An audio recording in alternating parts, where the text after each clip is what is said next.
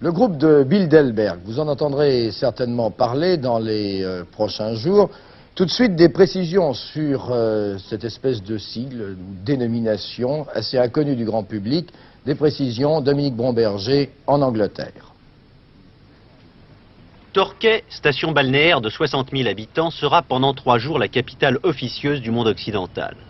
Pour sa 25e rencontre, le groupe de Bilderberg doit, selon la déclaration faite à TF1 par l'ancien Premier ministre britannique Sir Alec Douglas-Home, étudier les problèmes économiques de l'Occident.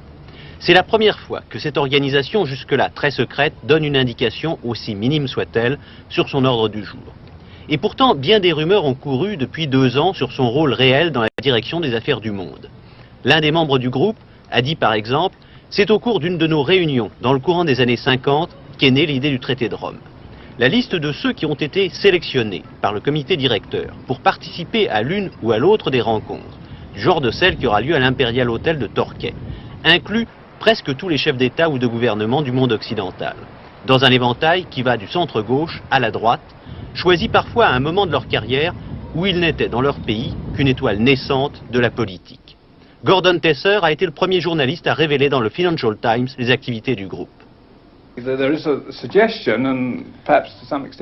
Il est possible, et cela semble même certain, que si l'on a été sélectionné pour participer à une rencontre du groupe de Bilderberg, il y a une sorte de courant qui vous entraîne vers les sommets du pouvoir. La plupart des gens qui se sont rendus à ces réunions accèdent à des postes de haute responsabilité dans les allées du pouvoir des premiers ministres ou des ministres de haut rang, par exemple.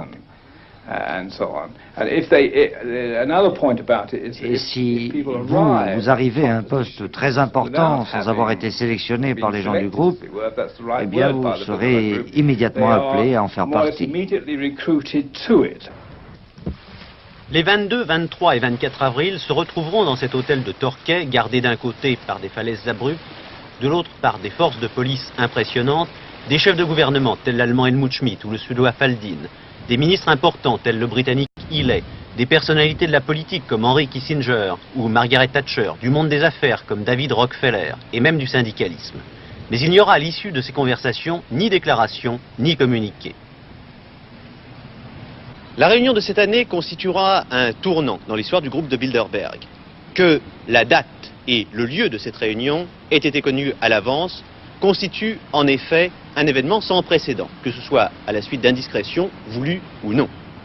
Mais cette constatation ne répond pas à la question essentielle. À quoi sert le groupe de Bilderberg?